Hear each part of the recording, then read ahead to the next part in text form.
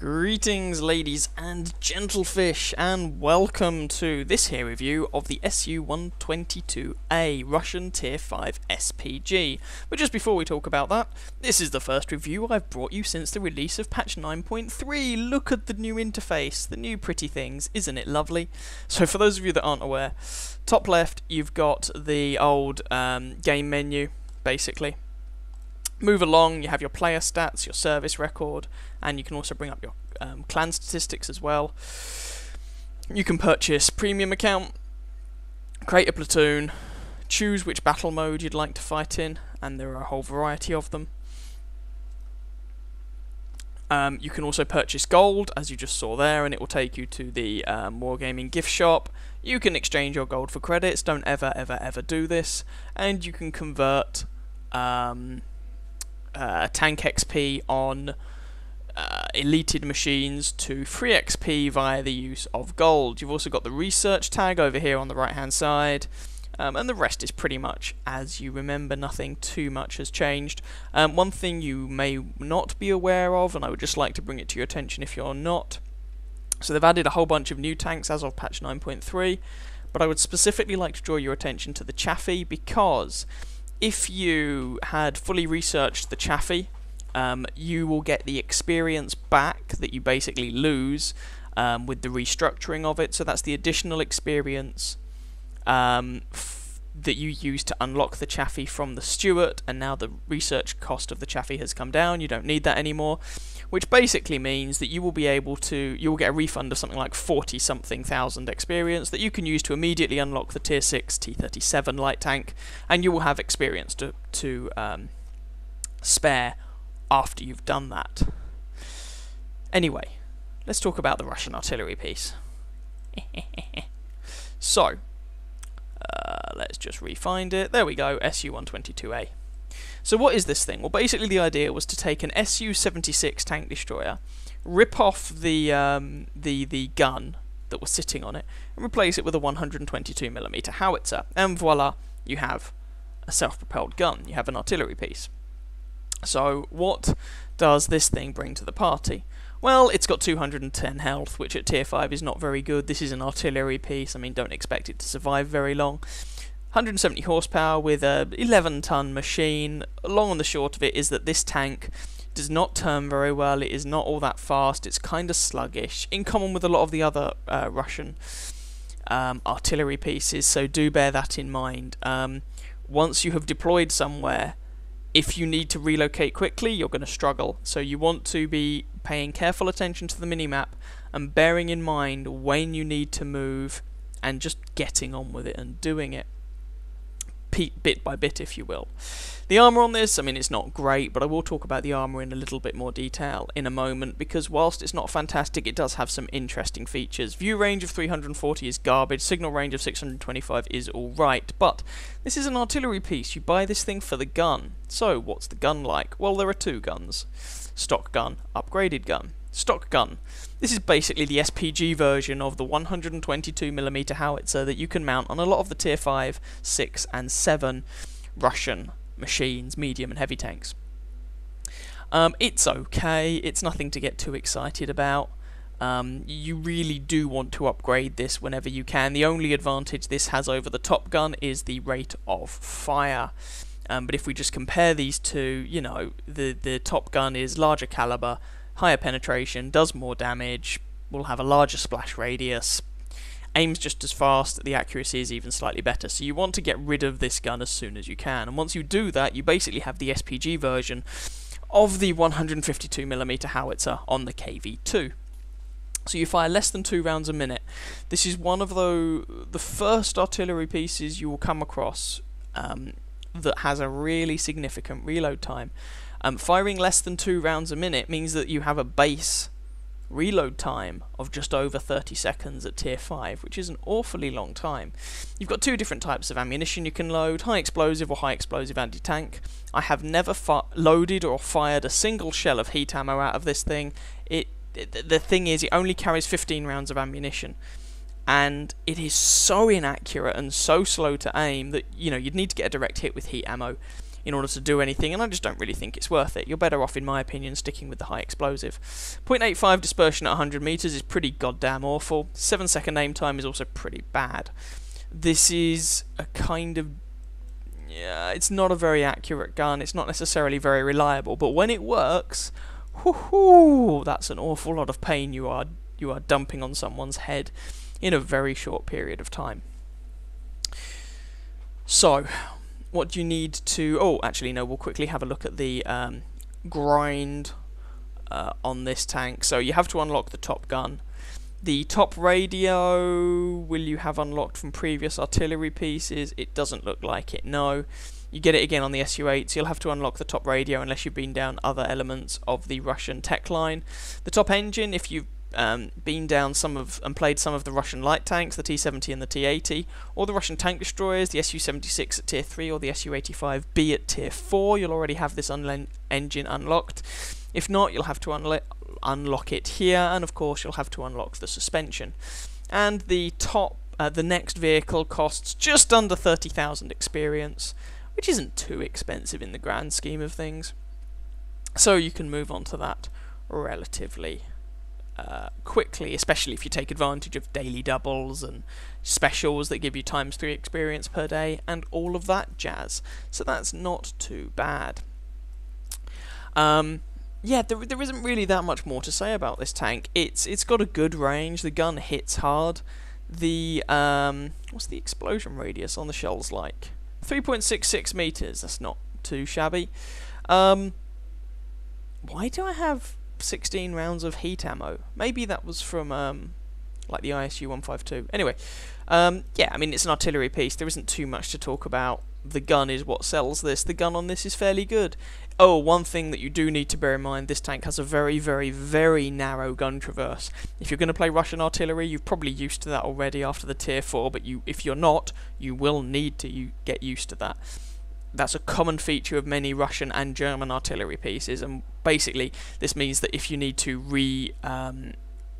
choose a different target, or if your target moves, you're going to have to go through the whole aiming cycle again after you've moved the hull. So you need this, if anything, this machine will teach you to pre-aim. They're likely to turn up there, pre-aim at this location. Oh look, there's someone there. Dump a 152mm explosive love package onto their head. Job's a good one, move on.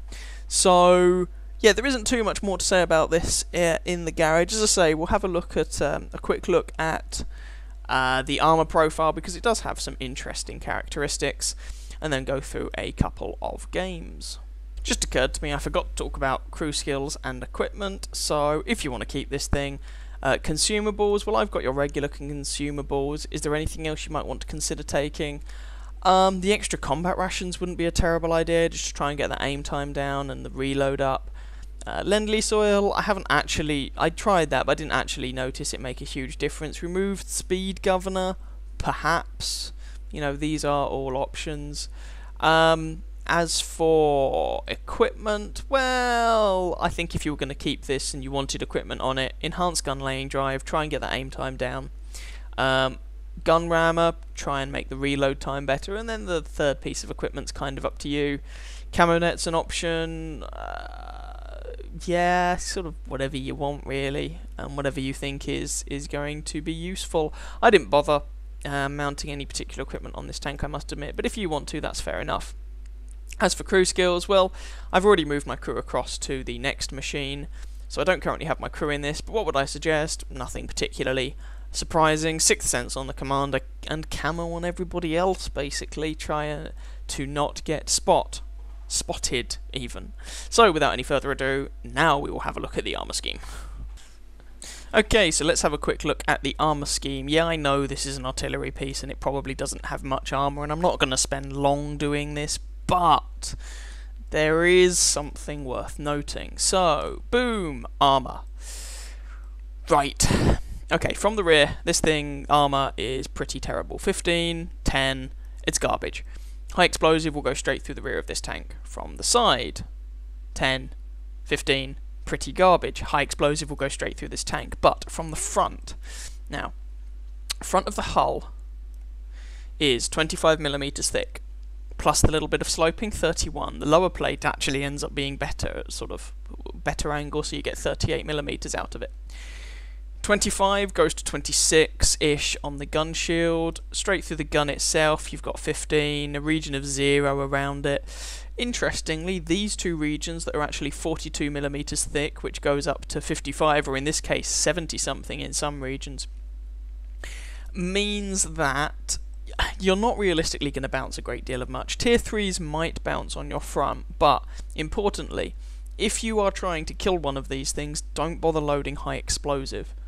Okay, yeah, sure, if you get a penetrating hit, you may well kill it in one shot, but the armor on this is sufficient to mean loading high explosive is a bit of a risk. You're probably better off just sticking with armor piercing and just shooting it twice instead of once, basically.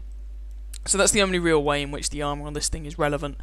It's enough to deny a lot of HE shells of around about this tier, and bear in mind this is only tier 5, so you're talking about like 75mm high explosive, or 50mm, or maybe 90mm.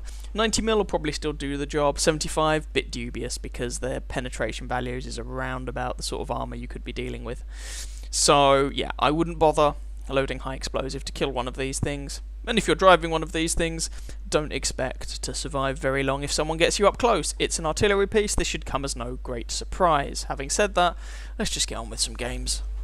Now, I don't normally show multiple games when I do artillery reviews, because generally speaking, an artillery piece doesn't really care too much if it's top tier or bottom tier.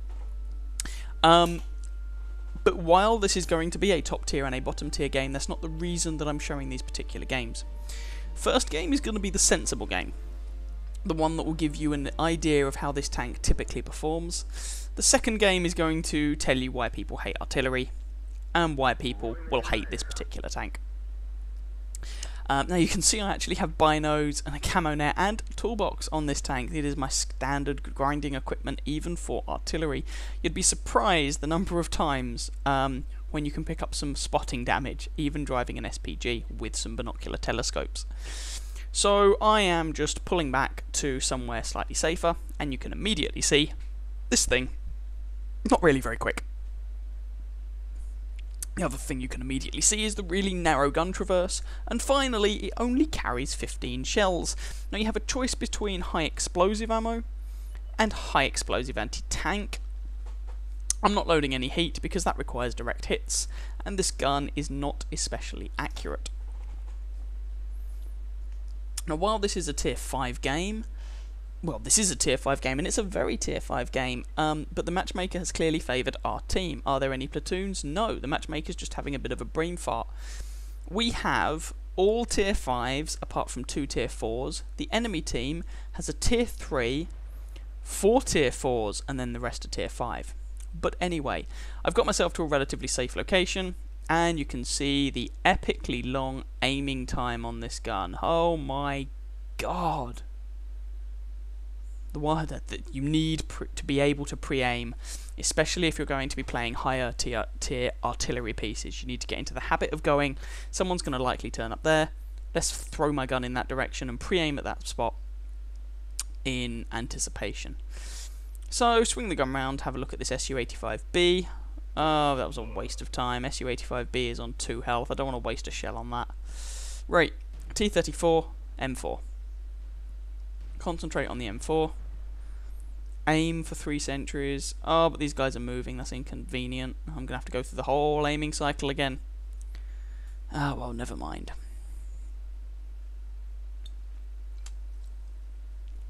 And still not actually fired a shot yet. And we're losing 1 kill to 3, even though the matchmaker gave us the better tanks. Oh well, what are you gonna do? So I'm just waiting for this T-34 and M4 to show up again. There's the T-34. And we have a shot. We don't get a direct hit, but we manage to splash him, take out his tracks, and do 182 damage. Which is not a terrible result. So we're just going to pull back. We're not moving far, but we're just aiming a little bit to avoid counter-battery fire. Our Sherman takes out that T-34, and we're reloading, and you can see the you know, quite hefty reload time on this gun. So there's the Sherman, almost reloaded, and Sherman is dead. Oh well. So trying to find our next shot, I decide to switch focus over to this area of the map because it's a common place for artillery players to hang out.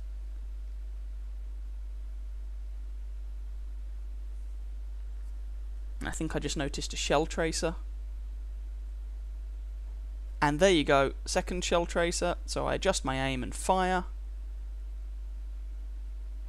And I'm rewarded with a blind kill on their M37. And time to relocate. There we go, nice bit of counter battery fire to pick up my first kill and take out one of their artillery pieces. And the M37's a good little artillery piece, so that's a valuable kill. Now I'm aiming at the M4, but it looks like the M4 is going to take out our Churchill, as indeed he does. Our other artillery misses. I have a blind, no, predictive shot, but the guy moves, or rather changes direction, so that's going to miss, and I'm reloading. And the reload time on this gun's about 30 seconds. The reload timer doesn't show up in replays, alas, but it's of the order of 30 seconds. So we choose our next target to aim in on. This M4 Sherman, same Sherman as before. Narrow gun traverse is giving me a headache again. We're reloaded and aiming. There he is.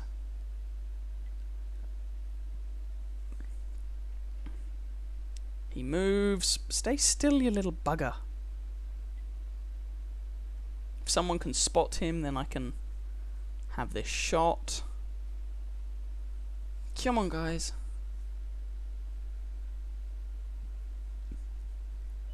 There he is. And fire. Ugh. Sherman moved. Shot missed. There we go.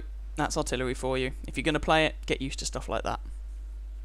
Now, I should have relocated between those shots, but with our tanks so close to where there are enemy artillery is likely situated, I might have figured, I don't actually remember, but it's possible that I figured that I'm unlikely to take any return fire.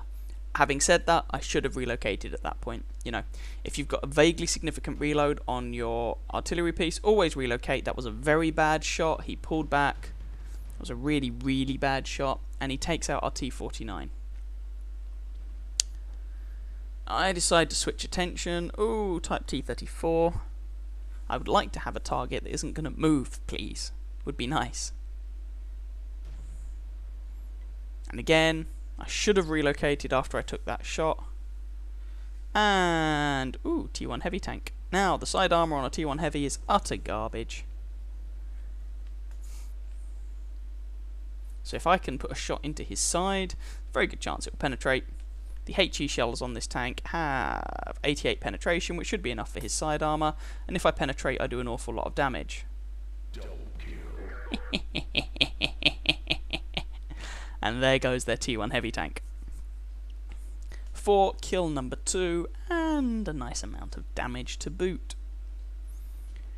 And we did relocate after that shot, thankfully. Now I'm aiming on this guy, but he only has 18 health. I really should be finding a new target, but I guess no one's currently lit up, and I'm kind of thinking screw it. But if I'm honest, I should be trying for a different target. I should be aiming toward their base, and he's out of my gun arc anyway. Our M4 takes out their Lee, putting that poor guy out of his misery. And now their M4 thinks he's in cover, and he is in cover. But let's see if I can take him out anyway.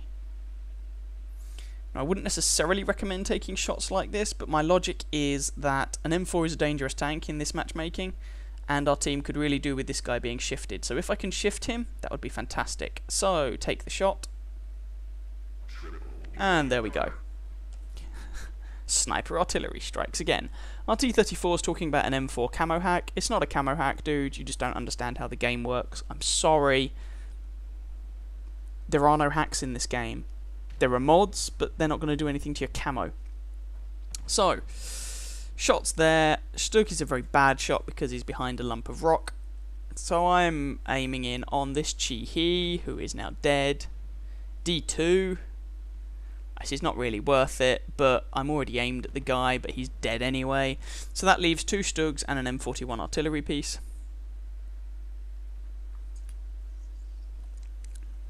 Their artillery is likely in this direction, where their last artillery was, but a Stug just got lit up, who I'm going to ignore, trying to find their artillery. But the target is over 1 kilometre away from me, so my shell travel time is going to be significant.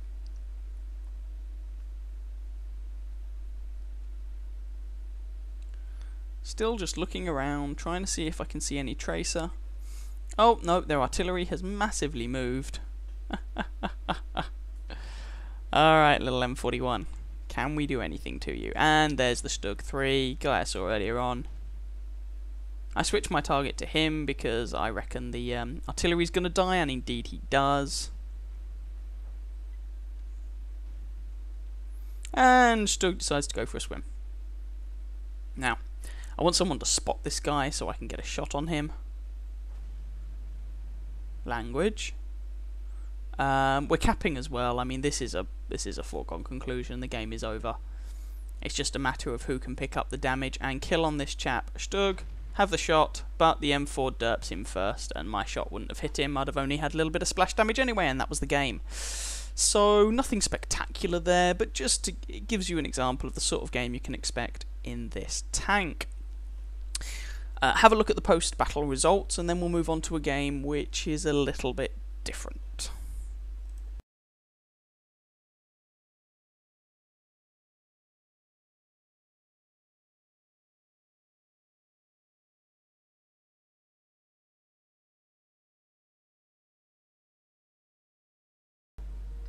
Here we are in the second game, and you can see the matchmaker has been decidedly less kind. This is a tier 7 game.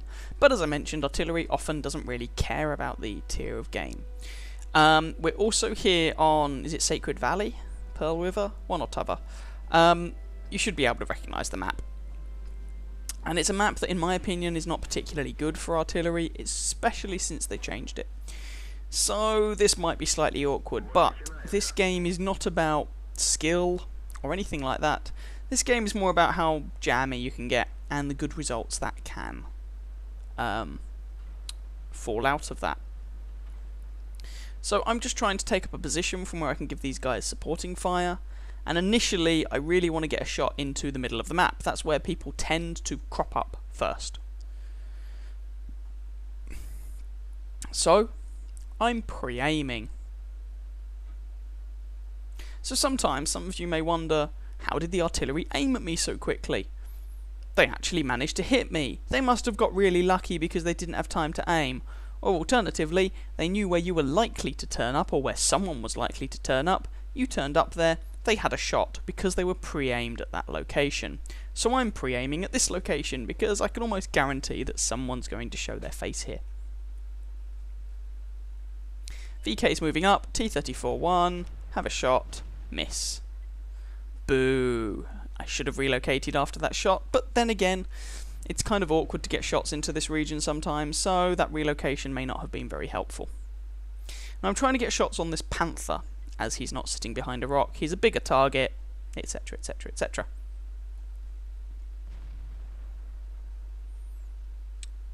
And, ooh, Panther's coming to play. I'm almost reloaded. He takes a little hit to the front. Backs off. If he just comes out again, like that, have my shot. I hit him for over 800. That was a penetrating hit. Set him on fire, burn him for a bit more, and then his fire extinguisher leaves him on 132 health. That right there is why people hate artillery, or one of the reasons. Now, poor guy. I do feel a little bit sorry for him, but conversely, deal. Now, let's bear in mind, I basically did about 1100 damage there. I have another shot, but it misses. Why are you still there if you know artillery can hit you? Don't be there anymore. Go somewhere else. Anyway. I did about 1200, 1100, 1200 damage there to a tank 2 tiers higher than myself. You know,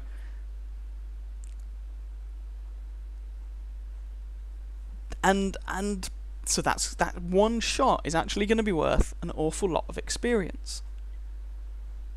In fact, with that one shot, I did more damage than I did in the entirety of the previous game that I just showed you. Now, most of this game is not going to be particularly eventful for me. You've really seen the main event of this game.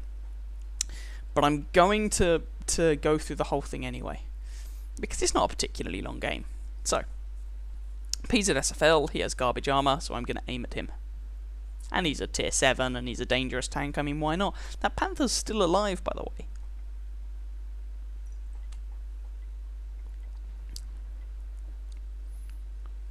There's their Panther M10.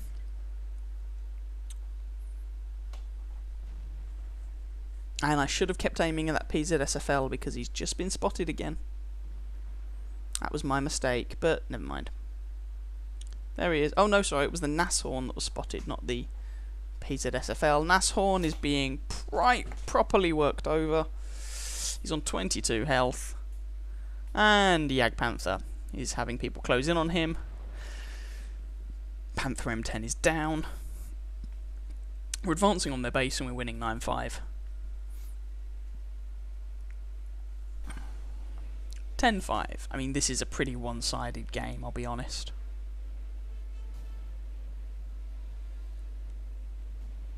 And so at the moment, I'm just trying to make out any artillery tracer. I switched my attentions back to the Panther, but it's not a good shot. And he dies. T-29 finishes him off. So I'm trying to see if I can see any artillery tracer.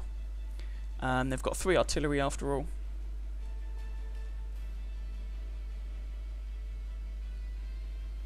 Taking one of them out would be nice. Hummel takes out our T-29, PZSFL, and hello, there's one of their artillery. The Bishop, only the tier 5, but I'll have a go at him anyway, as other people are probably going to kill that PZSFL, as indeed they do. Our FV finishes the guy off. And aiming, I'm assuming the chap's still sitting there. That wasn't actually a direct hit, but it was still enough to kill the Bishop. And there's only 2 of them left now, the Hummel and the Gorilla. So we're going to see if we can get any last shots off on either of these guys. Reloading. Gorilla's on bugger all health, so I switch my attentions to the Hummel, but there we go, it's all over. Now, that was actually worth a first class mastery, whereas the previous game was only second class. I did more damage that game, despite the fact that I only got 2 shots that actually did any damage. So that gives you an idea of how much of a role luck and RNG plays in many of your games if you are an artillery player, and also gives you an idea of how much damage you can do with this gun. It's a very, very beefy gun. It's basically the gun from the KV-2, but a tier lower and on an SPG rather than a heavy tank. So, have a look at the post-battle results screens, and then we'll go back to the garage.